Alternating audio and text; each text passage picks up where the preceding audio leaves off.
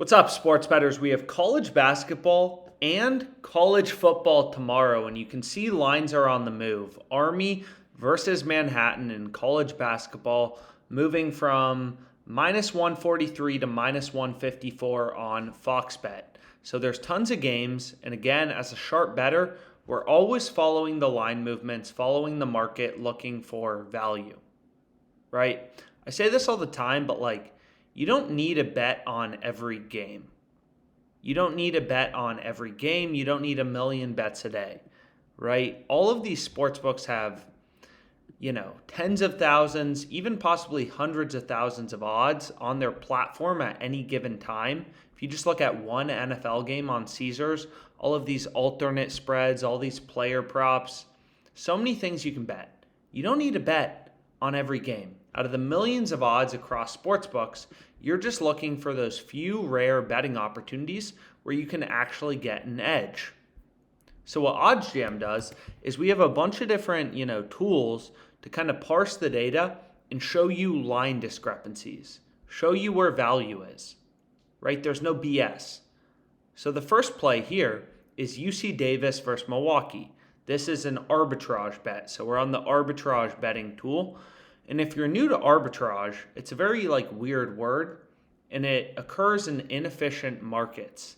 So not to get too nerdy, too geeky, and kind of get into the financial world, but essentially, when you have people setting lines independently, sports books, you have hundreds of sports books, as you can see right here.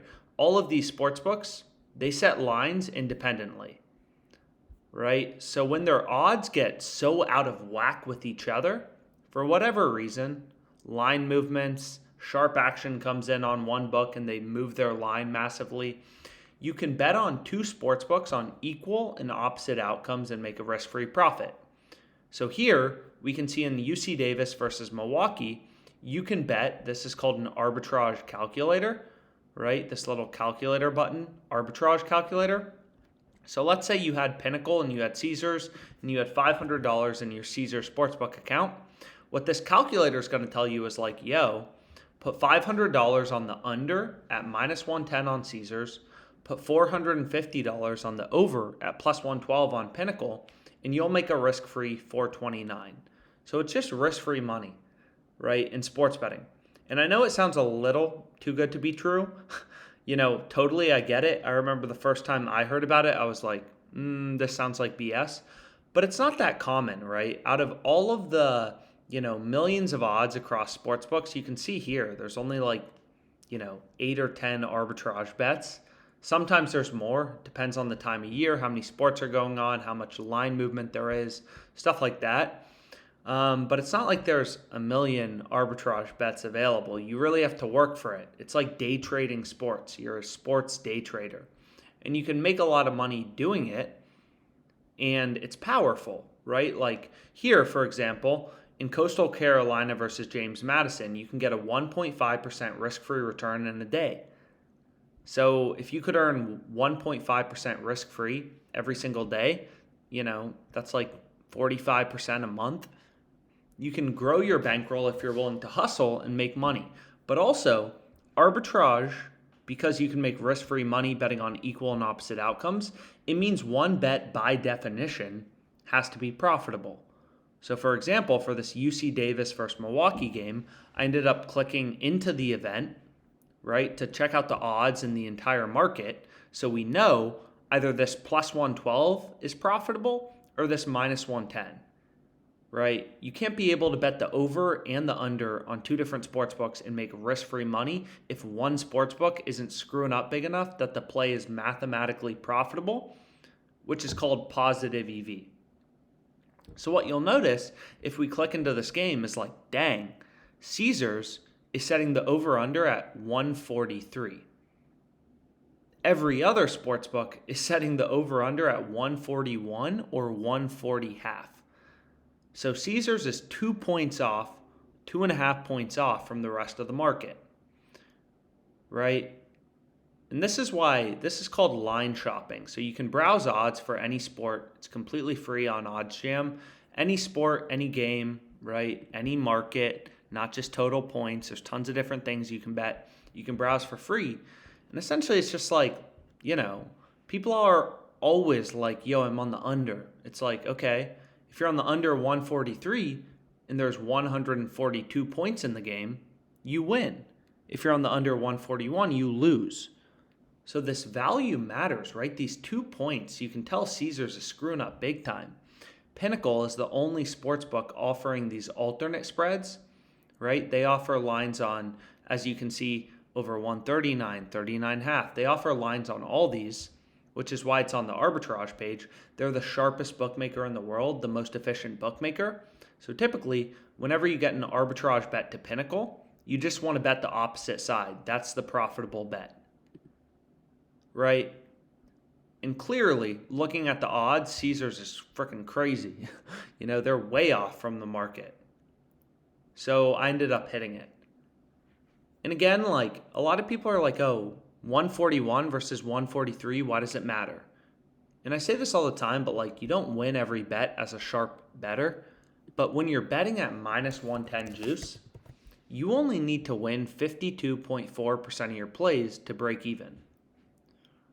Not every single bet, 52.4. So finding these spots with value, exactly like the pros do it, the sharps do it, right? When I was a quant trader on Wall Street, you're always looking for value. It's no different in sports betting.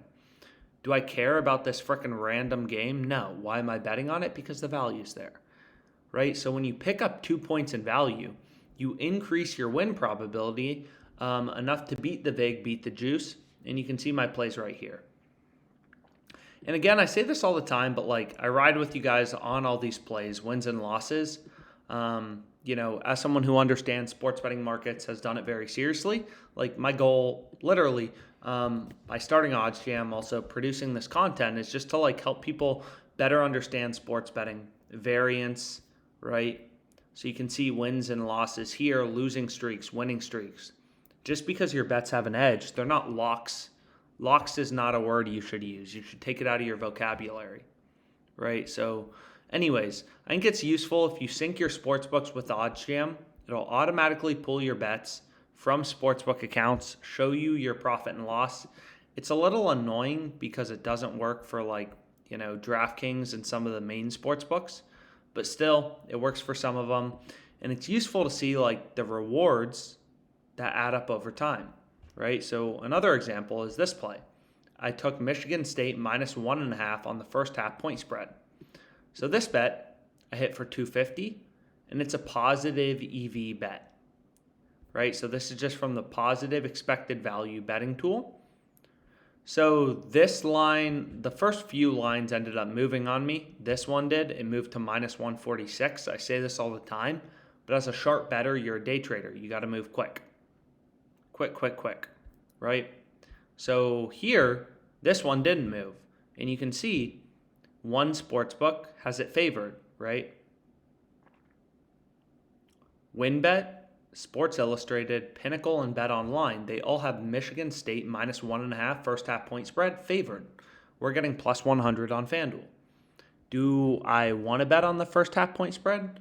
Well, yes, because there's value, right? That's why I took this play and not the point spread, because there's value on the first half point spread, as seen very clearly in the odds, right? Minus 125, minus 120, minus 116. We have 1, 2, 3, 4 other data points, sportsbooks posting odds, all telling us, yo, Michigan State minus 1.5 first half spread should be favored.